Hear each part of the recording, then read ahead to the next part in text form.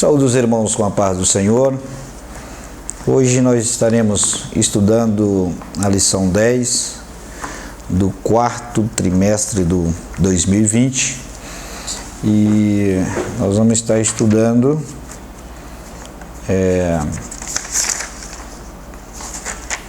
acerca da última defesa de Jó, nossa lição 10, e nós vamos estar estudando acerca desse assunto, a última defesa de Jó. O texto áureo da nossa lição: ou não vê eles os meus caminhos, não conta todos os meus passos? E a verdade prática nos diz assim: ao olhar retrospectivamente para o passado, lembre o quanto Deus trabalhou nele. Então, a lição 10, ela está dividida em 3 tópicos, e esses 3 tópicos fala acerca do passado, presente e futuro. Então, a introdução da nossa lição, ela nos diz assim: o capítulo 31 encerra da seguinte forma: acabaram-se as palavras de Jó. Trata-se de uma retrospectiva nostálgica do passado. Por isso, nesta lição, veremos a lembrança de Jó acerca da sua prosperidade material e espiritual, da sua adoração a Deus e das bênçãos que o Todo-Poderoso concedeu à sua casa. Mas agora em oposição ao momento de escárnio e vergonha que ele passa no presente. Nesse sentido, Jó aceita que as coisas terminem assim, e portanto ele deseja se apresentar diante de Deus para defender a sua causa. Então, o primeiro ponto da nossa lição, ela vai tratar do passado. Então, Jó relembra seu passado de glória. E nós aprendemos, o passado é para nós extrair alguma história, algo que aconteceu nas nossas vidas. Então, o passado ele vai servir simplesmente para isso, extrair a experiência e contar as bênçãos que aconteceram na nossa vida. Então, Jó, o primeiro ponto da nossa lição, Jó relembra o seu passado de glória. Então, o primeiro item do primeiro ponto nos diz assim: prosperidade material e espiritual. Jó demonstra um sentimento nostálgico com relação ao seu passado. Primeira coisa que se lembrou desse passado glorioso foi a comunhão que ele desfrutou com Deus. Era a lembrança de um passado que não mais existia. Ele lembra que Deus o protegia. E na parte final do primeiro item, desse primeiro ponto, Jó, portanto, havia sido um homem grandemente abençoado por Deus. Então, Jó, neste momento, está vivendo uma crise e ele está se deparando com toda essa situação. Quero ler um texto em Filipenses, capítulo 3, versículo 4. Filipenses, capítulo 3, versículo 4. 3, versículo 13 e 14, melhor dizendo. A palavra do Senhor nos diz assim: irmãos, quanto a mim, não julgue que haja alcançado, mas uma coisa faço, e é que, esquecendo-me das coisas que para trás fica e avançando para as que estão diante de mim, prossigo para o alvo pelo prêmio da soberana vocação de Deus em Cristo Jesus. Então, o apóstolo Paulo está enfatizando que nós precisamos esquecer das coisas que para trás ficam e avançando para aquelas que estão diante de nós. Então nós precisamos prosseguir para o alvo, pelo prêmio da soberana vocação de Deus em Cristo Jesus. Então, o nosso propósito, o nosso objetivo é marchar para a frente. Então, Jó, mesmo tinha sido grandemente abençoado por Deus, ele estava vivendo agora uma crise, mas ele estava neste momento dizendo, portanto, havia sido um homem grandemente abençoado por Deus. O segundo item do primeiro ponto nos fala assim, reconhecimento social. Jó também se lembra de sua antiga condição social, quando exercia a função de um respeitado juízo de sua cidade. Então, Jó, na sua época, era um homem reverenciado pela sociedade. Era um homem que trabalhava em prol das pessoas mais vulneráveis. Jó andava na rua e ele era reverenciado. Nos diz aqui na parte intermediária desse segundo item, a sua busca pela justiça social, Jó protegia os pobres e punia os opressores. E a parte final desse primeiro item, desse segundo item do primeiro ponto, nos diz assim, o contrário disse, não estava em sua agenda terminar a vida sem saúde, sem honra e sem paz com Deus. Isso não estava na agenda de Jó, mas ele estava agora vivendo esta realidade. Provavelmente o desejo de Jó era estar vivendo uma vida tranquila no seu lar, com a sua família, com seus vizinhos, com as pessoas mais próximas, e isso não estava na agenda de Jó. E agora ele está vivendo este lamento, ele está vivendo esse contraste na sua vida espiritual, na sua vida material. Então ele está vivendo essa situação. O terceiro item da nossa lição nos diz assim, uma ponderação importante. Não havia dúvida de que Jó, conforme a Bíblia mostra, era um modelo de justiça social. Todavia, devemos ter o cuidado de não transportar para dentro do texto bíblico e nenhuma teoria moderna de justiça social, firmada em valor materialista, contrário aos defendidos nas Escrituras. De fato, ele era um homem que defendia a justiça social, mas nem de longe se pode classificá-lo como um socialista nos termos modernos. Isso seria forçar o texto, e além do que está escrito, e sobrepor os pensamentos políticos na Bíblia. A palavra do Senhor nos diz em Efésios 2, 8 e 9, estaremos lendo esse texto, Efésios 2, 8 e 9. A palavra do Senhor nos diz assim, porque pela graça sois salvos por meio da fé. Isso não vem de vós, é um dom de Deus. Não vem das obras para que ninguém se glorie. Porque somos feitura sua, criado em Cristo Jesus, para as boas obras, as quais Deus preparou para que andássemos nela. Então nós entendemos que a salvação é pela graça, né? Pela graça sois salvo mediante a fé. Então essa ponderação que é feita aqui no terceiro item, não é essa justiça social ou as obras que Jó está questionando acerca com Deus com relação àquilo que ele realizou, aquilo que ele fez.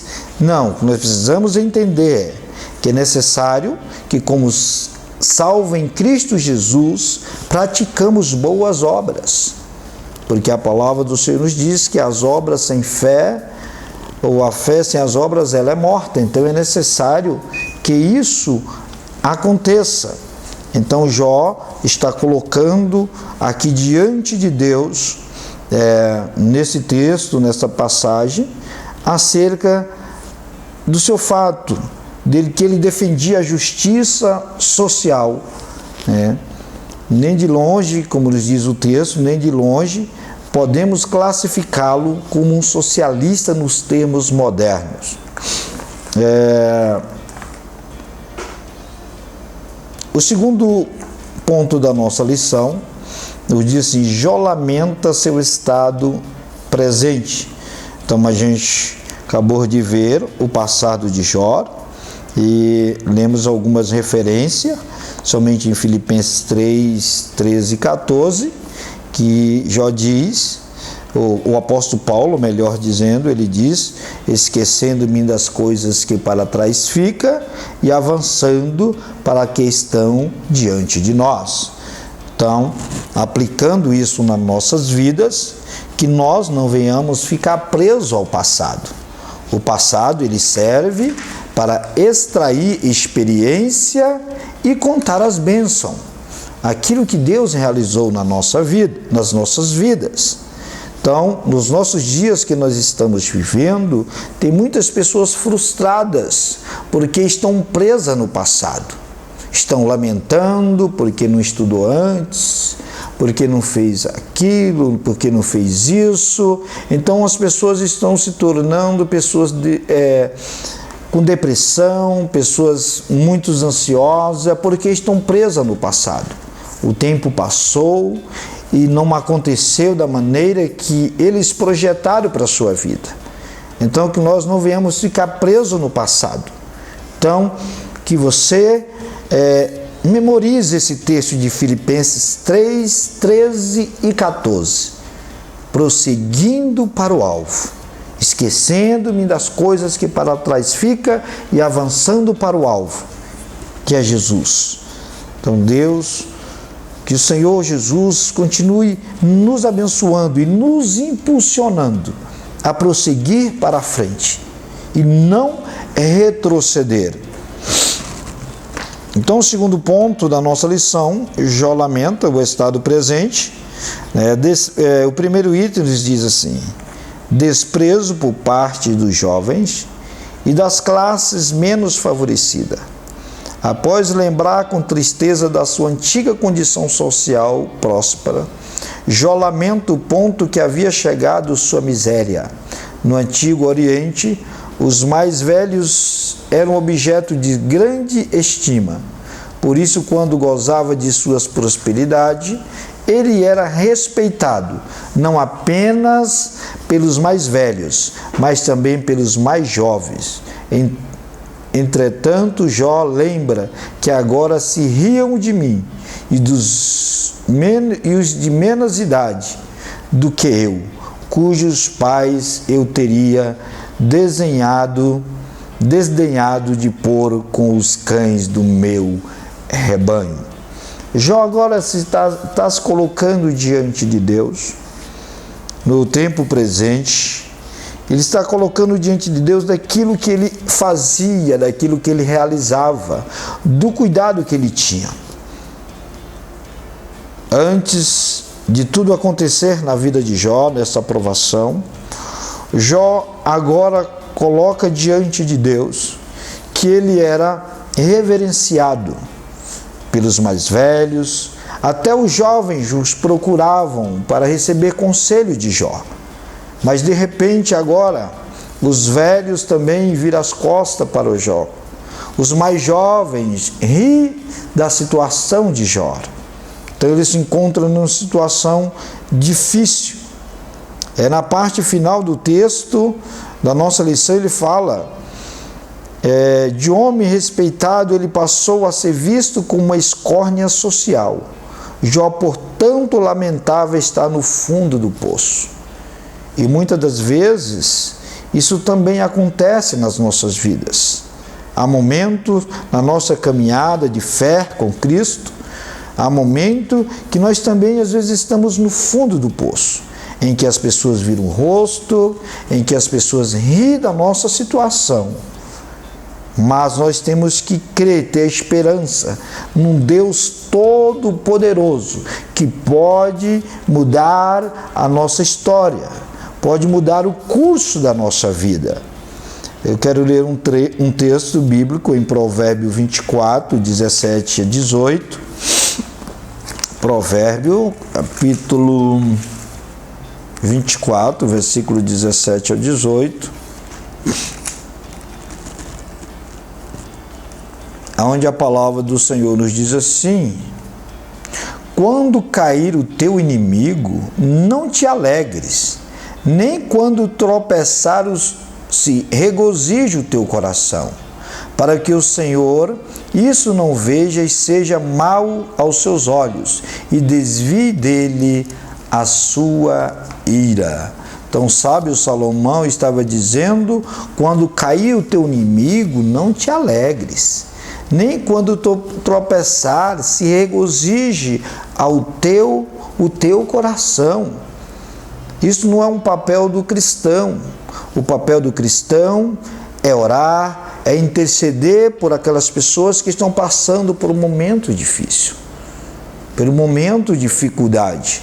Este é o papel daqueles que servem ao Senhor, daqueles que são nascidos de novo. Então o sábio Salomão está nos orientando: quando cair o teu inimigo, não te alegre, nem quando tropeçares se regozija o teu coração, para que o Senhor isso não veja e seja mal aos seus olhos e desvie dele a sua ira. O segundo item do segundo ponto nos diz o abatimento físico e emocional. O patriarca se sente um homem abandonado por Deus. Por isso, essa lembrança lança numa profunda tristeza e produz em sua vida um grande sofrimento. Além de físico, era também de natureza emocional. Como salmista, Jó lamenta suas dores. Nas suas vestes, ele via uma prova real de seu sofrimento. Nós vamos ler esse texto, Salmo 42, verso 4. Salmo 42, verso 4.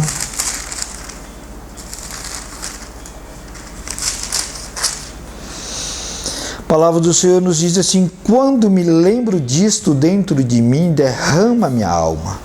Pois eu havia ido com a multidão, fui com eles à casa de Deus, com uma voz de alegria e louvor com a multidão que festejava. O salmista estava dizendo: quando me lembro disto dentro de mim, derramo a minha alma, pois eu havia ido com a multidão, fui com eles à casa de Deus, com voz de alegria e louvor com a multidão que festejava. E Jó lamenta suas dores. Na parte final do segundo item do segundo ponto, Jó nos diz assim: ele imagina que Deus está por trás de todo esse sofrimento e que mesmo depois de clamar, o Altíssimo lhe ignora. O homem de Uz sente-se caçado como um animal selvagem e atormentado por um furacão. Jó, neste momento, está sentindo abandonado por Deus. Na nossa caminhada cristã, na nossa caminhada de fé, às vezes há momentos nas nossas vidas que nos sentimos assim. Parece que Deus não fala mais. Parece que Deus silenciou ao nosso clamor, as nossas súplicas. E este homem agora, Jó, ele se sente nesta condição. Ele está sentindo como se Deus o tivesse ignorado. Eu quero ler um texto em Mateus capítulo 15, versículo 22, que fala acerca da mulher cananeia. Esse texto relata acerca de uma mulher cananeia para reforçar aquilo que Jó estava sentindo. Jó estava se sentindo abandonado pelo Altíssimo, porque ele estava clamando e Deus estava em silêncio. E o texto bíblico que fala sobre esta mulher nos diz assim: e logo ordenou Jesus que os seus discípulos entrassem no barco e fosse adiante para outra banda. Quando despedia a multidão, subiu um monte para orar. O texto é 15, versículo 22. 15, 22. Melhor dizendo, eu estava lendo 14, 22. E partiu Jesus dali, foi para a parte de Tiro e de Sidom.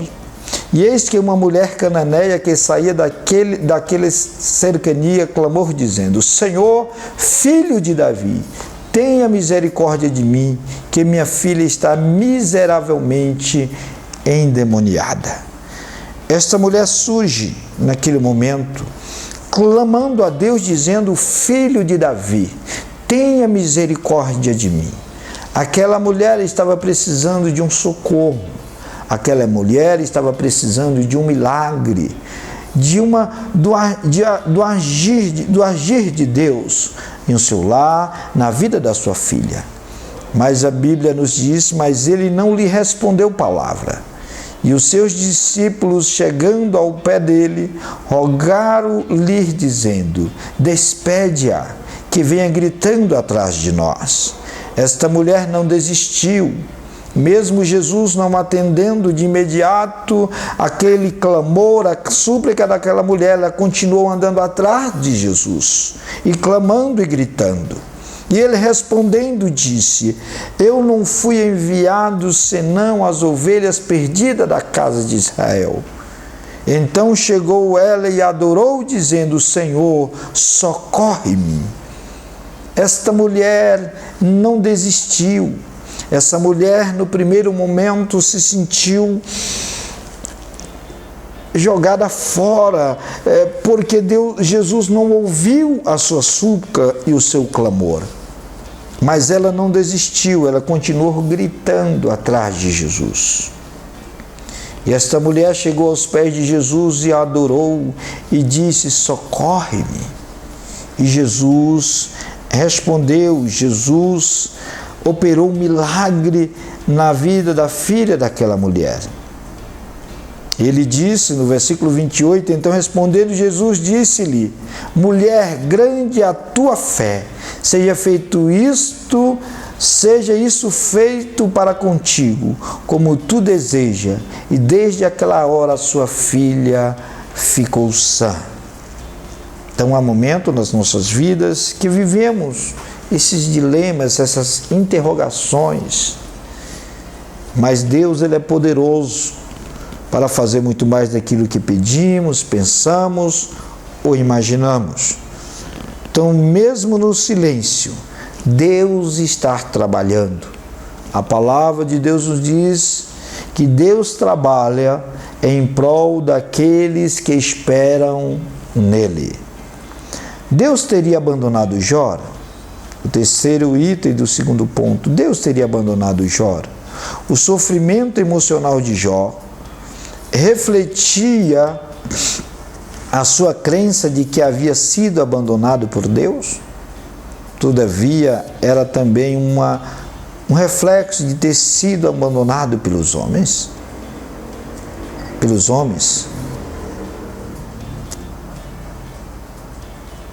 Então, Deus teria abandonado Jó? Essa é uma pergunta que o autor da nossa revista faz. Ele fala: o sofrimento emocional de Jó refletia a sua crença de que havia sido abandonado por Deus? No texto de Jó 30, 16 ao 23, 30, 16 ao 23, nós vamos estar lendo esse texto. Livro de Jó, capítulo 30.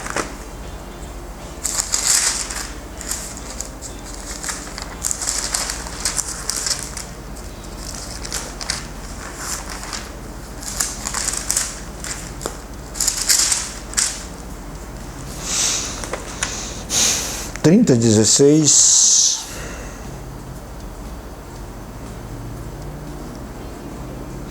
E agora derrama-se em mim a minha alma, e os dias da aflição te apoderaram de mim. De noite se me transpassem os meus ossos, e o mal que me corrói não descansa. Pela grande força do meu mal se desnuda as minhas vestes, que como a gola da minha túnica me cinge. Lançou-me na lama e fiquei semelhante ao pó e à cinza. Clamo a ti, mas tu não me responde. Estou em pé, mas para mim não atende. Tornaste-te cruel contra mim, como a força da tua mão resiste violentamente. Levanta-se sobre o vento e faz-me cavalgar sobre ele e derrete-me o ser. Porque eu sei o que me levarás à morte e a causa do ajuntamento destinado a todos os viventes. Jó estava colocando diante de Deus que Deus era poderoso, que Deus poderia fazer aquilo que ele bem quisesse realizar na sua vida. Na parte final desse ponto, nos diz assim: quantas pessoas não passaram por esse sentimento? Quantas vezes um sentimento de injustiça não assola-nos a alma? Chegamos-nos diante de Deus e entregamos tudo em seu altar. Quantas das vezes nós nos sentimos assim? Quantas das vezes não passa por nosso sentimento? Quantas das vezes o sentimento de injustiça não assola a nossa alma? Mas nós precisamos colocar isso diante de Deus, apresentar diante do Senhor a nossa causa, porque o nosso Deus é um Deus justo, Ele age com justiça. Então, a parte final do terceiro item, do segundo ponto, chegamos diante de Deus e entregamos tudo em seu altar. Então, o presente, já está falando presente. Então, Jesus é o presente de Deus para as nossas vidas. O Espírito Santo é um presente de Deus para as nossas vidas. Então, que nós possamos colocar diante dele e entregarmos tudo a Ele, diante do seu altar, diante da sua presença. O futuro em aberto de Jó. O futuro em aberto de Jó. O primeiro item nos diz: Jó em defesa de sua ética sexual. Seus amigos silenciaram. Jó sabe que nada está resolvido. O futuro ainda está em aberto e se mostra incerto. Haverá alguma resposta?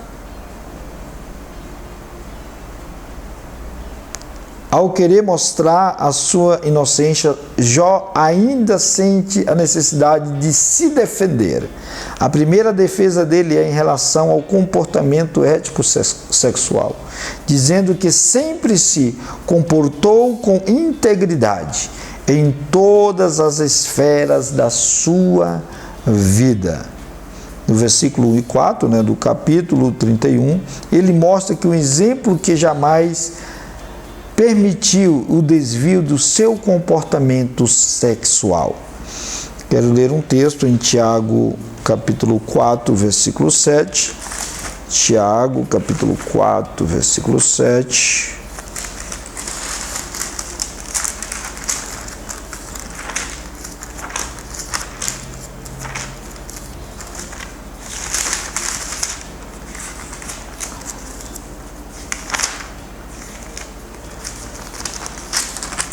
A palavra do Senhor nos diz assim: sujeitai, pois, a Deus, resisti ao diabo, e ele fugirá de vós.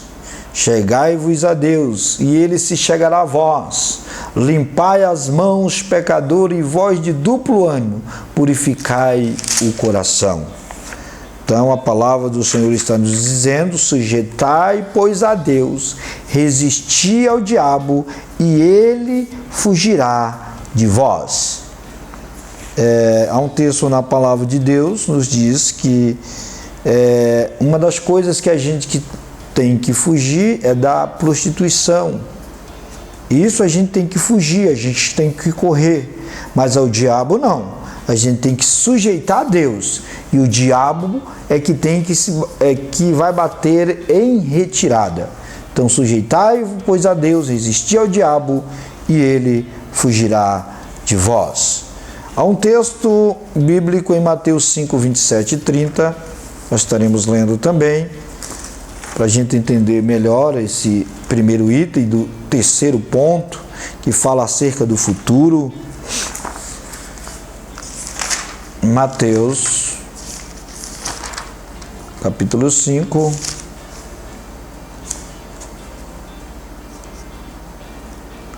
a palavra do Senhor nos diz assim: ouviste o que foi dito aos antigos?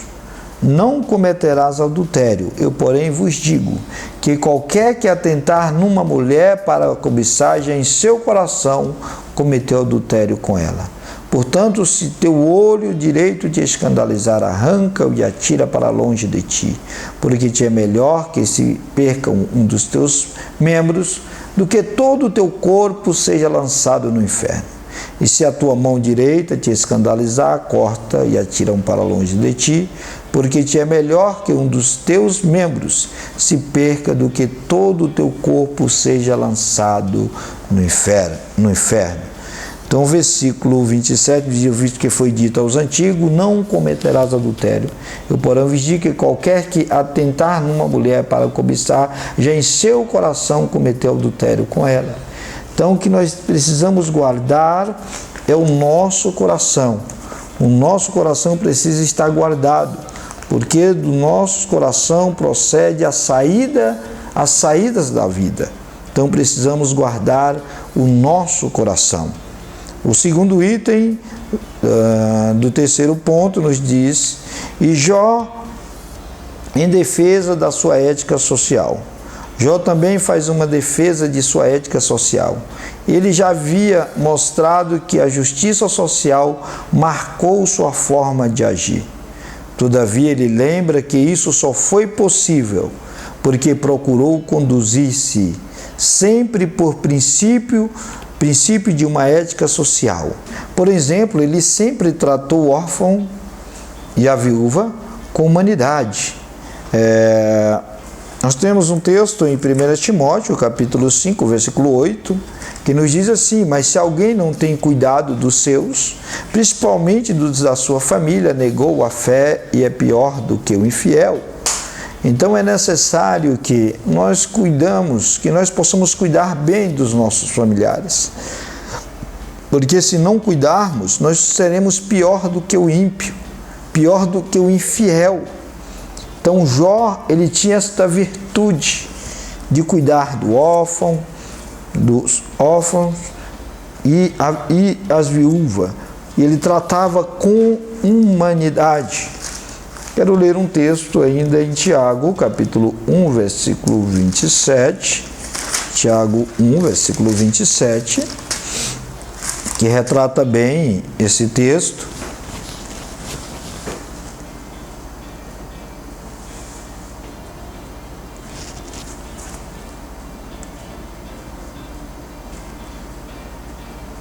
Tiago 1, 27. Vamos ler do 26 ao 27. Ele diz assim: se alguém entre vós cuida-se religioso e não refreia a sua língua, antes engana seu coração, e a religião desse é vã. E ele fala no versículo, o texto bíblico em Tiago, no versículo 27, nos diz assim: a religião pura e imaculada para com Deus o Pai é esta: visitar os órfãos e as viúvas nas suas tribulações e guardar-se da corrupção do mundo. Então o texto da nossa revista Jó está se colocando diante de Deus, falando que ele cuidava bem do órfão, da viúva, e tratava todos com humanidade. Até os seus servos, tinha toda a liberdade de até chegar Jó. Ele fala aqui, lembrando-os da verdadeira religião, como bem Tiago afirmou, visitar os órfãos e as viúvas nas suas tribulações e guardai-se da corrupção do mundo. Eis um dos fundamentos da nossa ética social. Então, nós como cristãos, como servos de Deus, precisamos também priorizar esses pontos na nossa vida cristã, né? Ter esse cuidado com as pessoas. O terceiro ponto nos diz assim: Jó busca a resposta de Deus. Terceiro item do terceiro ponto. Agora Jó se dirige a Deus na forma exclamativa: Ah, quem me dera, que me ouvistes. Ele já havia feito uma viagem retrospectiva sobre o seu passado. Agora ele faz uma análise sobre a sua situação presente, mas seu olhar está no futuro. Ele quer se apresentar diante de Deus porque está consciente de sua inocência. Sua confiança é de um príncipe que se apresenta diante de um tribunal. Ele confia de que será inocentado. Aleluias! Como podemos nos apresentar diante de Deus e justificar os nossos atos? Pela graça divina, por meio de Jesus Cristo, o Filho de Deus, Ele mesmo nos justificou. Então, a palavra de Deus em Romanos, capítulo 8, versículo 31 ao 33, estaremos lendo esse texto, Romanos 8, versículo 31 ao 33. A palavra do Senhor nos diz assim: Que diremos, pois, estas coisas? Se Deus é por nós, quem será contra nós? Aquele que nem mesmo ao seu próprio Filho poupou, antes o entregou por todos nós, como nos dará também com ele todas as coisas? Quem intentará acusação contra os escolhidos de Deus? É Deus quem o justifica. Glória a Deus. Então Jó estava colocando aqui diante de Deus, certo que Deus era quem justificava. Então Jó já estava colocando seus olhos no futuro, sabendo que Deus agiria na sua vida. A conclusão da nossa lição. Nesta lição vimos que Jó se lembrou de seu passado abençoado e de como agiu com integridade, humanidade com o próximo. Nunca havia agido de forma injusta como ninguém, nem tampouco cometido pecados que se desonrasse moralmente. Sua integridade estava intacta. Assim ele acredita que chegou a grande momento de se apresentar diante de Deus e receber dele o veredito de que é um homem injustiçado e inocente. Então nós aprendemos aqui que nessa lição a queixa, né, a última defesa de Jó, melhor dizendo, Jó, né, nessa revista, ele trata, o autor da nossa revista, melhor dizendo, ele trata do passado de Jó, do presente de Jó e do futuro. E para finalizar, eu quero deixar dois textos bíblicos, um que está em Mateus 6, versículo 34, e outro que está em 1 Pedro 5, 7.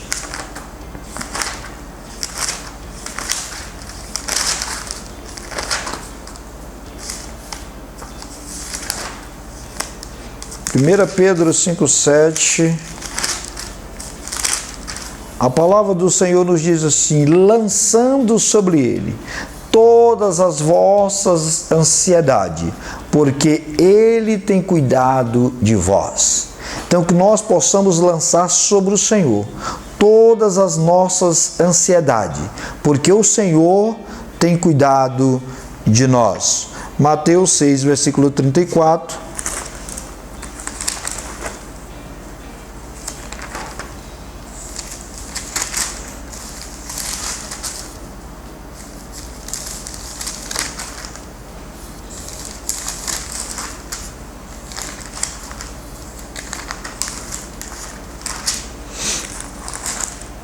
Mateus 6, versículo 34. A palavra do Senhor nos diz assim: